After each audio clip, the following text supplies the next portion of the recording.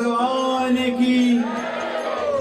टीना भार्गव जी, राधे राधे महाराज जी। महाराज जी, हम लगातार बेहतर होने का प्रयास कैसे करें? जो पसंद है वो करना जरूरी है, या जो कर रहे हैं उसे हम अनुकूल अपना समझें, पसंद तस्मात् करें? शास्त्रम प्रमाणम ते कार्या कार्यो व्यवस्थितो।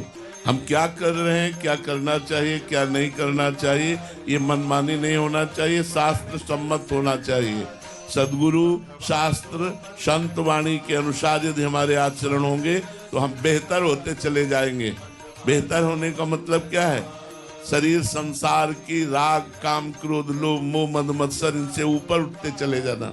हमसे कोई चूक नहीं होगी, हमसे कोई पाप नहीं होगा, तो हम लौकिक पारलौकिक दोनों उन्नति को प्राप्त होंगे। यदि हमसे पापाचरण हुआ, गंदे आचरण हुए, तो लोक में भी अशांति चिंता भय शोक, और परलोक में भी हमारा पतन होगा, नरक आदि की प्राप्ति होगी। तो हमें बेहतर बनने के लिए शास्त्र और संतों की आज्ञा के अनुसार चलना चाहिए, मनमानी नहीं। मन तो क्या क्या पसंद करता है, मनमानी चलने पर ही तो दुर्गति हो जाती है, मनमानी चलने पर ही तो हम भगवान से विमुख हो जाते हैं। हमें मनमानी नहीं, हमें संतों की आज्ञा के अनुसार चलना चाहिए। वाणी धर्मशास्त्र गुरु ग्रंथ इनके अनुसार चलना चाहिए। अंकुश जी, फिरोजाबाद से। राधा वल्लभ श्री हरिवंश महाराज जी। महाराज जी, भगवत कृपा और संत कृपा में क्या अंतर है? साधक पर भगवान की कृपा स्वतः होती है या प्रार्थना करने पर?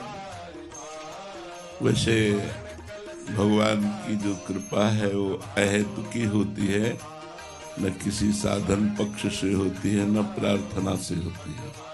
वो कब कहाँ किस पर अवतरित हो जाए ये कहा नहीं जा सकता। भगवत कृपा से भी बलवती कृपा होती संत की। भगवान की कृपा से संत मिलते हैं और संत की कृपा से भगवान की कृपा का अवगाहन होता है। अब मोहि भाव भरोस हनुमंता, बिनु हरि कृपा मिले नहीं संता। जब द्रवहि दीन दयालु राघव, तो साधु संगति पाइए।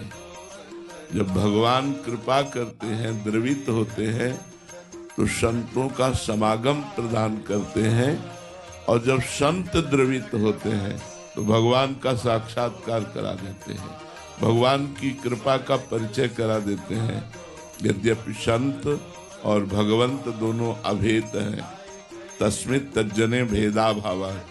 भगवान और भगवान के भक्त संत जनों में भेद का अभाव है। जाने संत अनंत समाना, वो भगवत स्वरूप ही है, पर प्रथम भगवत कृपा होती है, फिर संत कृपा होती है।